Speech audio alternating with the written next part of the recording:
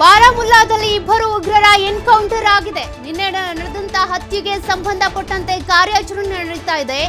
ಭಾರತದೊಳಗೆ ನುಸುಳೋದಕ್ಕೆ ಯತ್ನಿಸಿದಂತ ಇಬ್ಬರು ಉಗ್ರರು ಎನ್ಕೌಂಟರ್ ಆಗಿರೋದು. ಇಬ್ಬರು ಉಗ್ರರನ್ನ ಭದ್ರತಾ ಪಡೆ ಹೊಡೆದುರುಳಿಸಿದೆ. ಉಗ್ರರಿಂದ ಭಾರೀ ಪ್ರಮಾಣದ ಶಸ್ತ್ರಾಸ್ತ್ರವನ್ನ ವಶಕ್ಕೆ ಪಡೆದುಕೊಳ್ಳಲಾಗಿದೆ. ಬಾರಾಮುಲ್ಲಾದಲ್ಲಿ ಮುಂದುವರೆದಿದೆ ಕಾರ್ಯಾಚರಣೆ.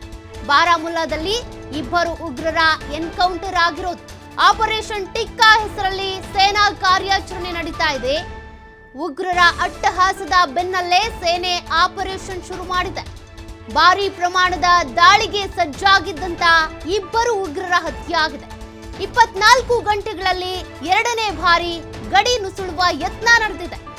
ಬಾರಾಮುಲ್ಲಾದಲ್ಲಿ ಇಬ್ಬರು ಉಗ್ರರ ಎನ್ಕೌಂಟರ್ ಆಗಿರೋದು ನಿನ್ನೆ ಪಹಲ್ಗಾಮ್ನಲ್ಲಿ ನಡೆದಂತ ದಾಳಿಯ ಬೆನ್ನಲ್ಲೇ ಭಾರತೀಯ ಸೇನೆ ಈಗ ಆಕ್ಟಿವ್ ಆಗಿದ್ದು ಟಿಕ್ಕಾ ಆಪರೇಷನ್ ಶುರು ಮಾಡಿದೆ. ಆ ಆಪರೇಷನ್ ನಲ್ಲಿ ಇಬ್ಬರು ಉಗ್ರರ ಹತ್ಯೆ ಆಗಿರೋದು. ಹತ್ಯೆಯ ಸಂದರ್ಭದಲ್ಲಿ ಎನ್ಕೌಂಟರ್ ಆಗಿರೋದು. ಈ ಸಂದರ್ಭದಲ್ಲಿ ಭಾರೀ ಪ್ರಮಾಣದ ಶಸ್ತ್ರಾಸ್ತ್ರಗಳನ್ನ ವಶಕ್ಕೆ ತೆಗೆದುಕೊಂಡಿದ್ದಾರೆ. ಬಾರಾಮುಲ್ಲಾದಲ್ಲಿ ಬಹಳ ಸ್ಕೆಚ್ ಹಾಕೊಂಡಿದ್ರು ಇವರು.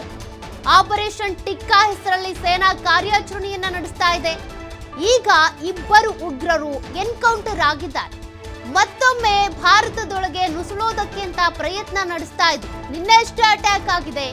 ಮತ್ತೊಂದು ಸಂಚಿಗೆ ಸಿದ್ಧರಾಗಿದ್ರು ಇವರು. 24 ಗಂಟೆಗಳಲ್ಲಿ ಎರಡನೇ ಬಾರಿ ಗಡಿ ನುಗ್ಗೋ ಪ್ರಯತ್ನ ನಡೀತಾ ಇತ್ತು. ಅದರಲ್ಲಿ ಈಗ ಇಬ್ರು ಹತರಾಗಿದ್ದಾರೆ. ಎನ್ಕೌಂಟರ್ ಆಗಿದೆ.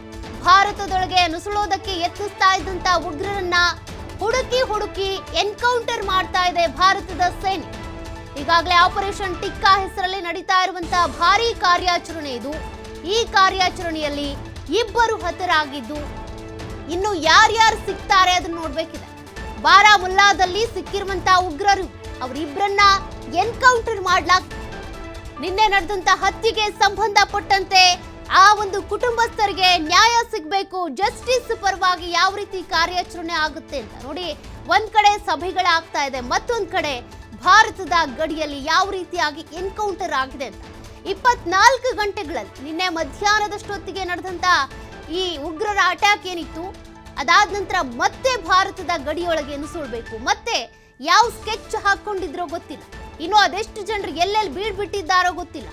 ಆದ್ರೆ ಈಗ ಆಪರೇಷನ್ ಟಿಕ್ಕಾ ಹೆಸರಿನಲ್ಲಿ ಭಾರತದ ಸೇನೆ ಕಾರ್ಯಾಚರಣೆಯನ್ನ ಮತ್ತಷ್ಟು ಚುರುಕಾಗಿ ನಡೆಸ್ತಾ ಇದೆ. ಆ ಒಂದು ಕಾರ್ಯಾಚರಣೆಯ ಭಾಗವಾಗಿ ಮೊದಲ ಹಂತದ ಯಶಸ್ಸು ಸಿಕ್ಕಿರೋದು. ಆ ಒಂದು ಕಾರ್ಯಾಚರಣೆಯಲ್ಲಿ ಈಗ ಬಾರಾಮುಲ್ಲಾದಲ್ಲಿ ಈ ಉಗ್ರರನ್ನ ಹತರಾಗಿ ಮಾಡಿದ್ದಾರೆ ಸೈನಿಕರು ನಡೆಸ್ತಾ ಇರುವಂತ ಈ ಒಂದು ಕಾರ್ಯಾಚರಣೆಯಲ್ಲಿ ಇಬ್ರು ತಗ್ಲಾಕೊಂಡಿದ್ದಾರೆ. ಅವರಿಬ್ರು ಕೂಡ ಈಗ ಎನ್ಕೌಂಟರ್ ಆಗಿದ್ದಾರೆ. ಬಟ್ ಇನ್ನು ಎಷ್ಟು ಜನ ಇದ್ದಾರೆ, ಎಲ್ಲಿದ್ದಾರೆ, ಅವ್ರು ಬಿಟ್ಟಿರೋದು ಎಲ್ಲಿ? TRF ಸಂಘಟನೆಯವರು ಅಂತ ಹೇಳಲಾಗ್ತಾ ಇದೆ. ಹಾಗಾದ್ರೆ ಅವರ ನಿಜವಾದ ತಾಣ ಯಾವುದು, ಎಲ್ಲಿ ಕುತ್ಕೊಂಡು ಅವರು ಸ್ಕೆಚ್ ಹಾಕ್ತಾ ಇದ್ದಾರೆ, ಇನ್ನೂ ಏನ್ ಟಾರ್ಗೆಟ್ ಮಾಡಿದ್ದಾರೆ ಅಂತ. ಈಗಾಗಲೇ ಅವ್ರು ಮಾಡಿದಂತ ಪಹಲ್ಗಾಮ್ ದಾಳಿಯಲ್ಲಿ 28 ಜನರು ಸಾವನ್ನಪ್ಪಿರೋದು, ಅನೇಕರು ಗಾಯಗೊಂಡು ಆಸ್ಪತ್ರೆಯಲ್ಲಿ ನರಳಾಡ್ತಾ ಇದ್ದಾರೆ. ಪಾಪ ತಮ್ಮವರನ್ನ ಕಳ್ಕೊಂಡವರು ತಮ್ಮ ಸಂಬಂಧಪಟ್ಟಂತ ಆ ಮೃತದೇಹಕ್ಕೋಸ್ಕರ ಕಾಯ್ತಾ ಇದ್ದಾರೆ ಶವಾಗಾರದ ಎದುರು. ಹಾಗಿದ್ರೂ ಕೂಡ ಇವರಿಗೆ ರಕ್ತದ ದಾಹ ಇನ್ನೂ ಈಡೇರಿಸಿದಂತೆ ಕಾಣಿಸ್ತಾ ಇಲ್ಲ. ಇನ್ನೂ ರಕ್ತದ ದಾಹ ಇವರಿಗೆ. ಹೇಗಾದ್ರೂ ಮಾಡಿ ಇನ್ನೂ ಒಂದಷ್ಟು ಜನರನ್ನು ಸಾಯಿಸಬೇಕು, ಇನ್ನು ಯಾರ್ಯಾರ ಮೇಲೆ ಅಟ್ಯಾಕ್ ಮಾಡಬೇಕು ಅಂತ. ನೀವು 2000 ಇಸ್ವಿಯಿಂದ 2025ವರೆಗೂ ಆದಂಥ ಅಟ್ಯಾಕ್ಗಳ ಬಗ್ಗೆ ಮಾಹಿತಿ ನೋಡ್ತಾ ಇದ್ರಿ. ಆ ಸಂದರ್ಭದಲ್ಲಿ ಎಷ್ಟು ಅಟ್ಯಾಕ್ ಆಗಿದೆ, ಒಟ್ಟು 10 ಅಟ್ಯಾಕ್ಗಳಾಗಿರೋದು. ಆ ಸಂದರ್ಭದಲ್ಲಿ ಎಷ್ಟು ಜನ ಸಾವನ್ನಪ್ಪಿದ್ದಾರೆ ಅಂತ. ನಿನ್ನೆ ನಡೆದಂಥ ದಾಳಿಯಲ್ಲೂ 28 ಜನರು ಸತ್ತಿರೋದು. ಬಟ್ ಅವ್ರ ಟಾರ್ಗೆಟ್ ಇನ್ನು ಏನಿತ್ತು, ಇನ್ನು ಬಹಳ ದೊಡ್ಡ ಮಟ್ಟದಲ್ಲಿ ನಾವು ಅಟ್ಯಾಕ್ ಮಾಡಬೇಕು ಅಂತ ಅನ್ಕೊಂಡಿದ್ರು ಏನೋ. ಹಾಗಾಗಿನೇ ಮತ್ತೂ ಸಿದ್ಧತೆ ಮಾಡ್ಕೊಳ್ತಾ ಇದ್ರಂತೆ, ಗಡಿಯೊಳಗೆ ನುಸುಳೋದಕ್ಕೆ ಪ್ರಯತ್ನ ಮಾಡ್ತಿದ್ರಂತೆ.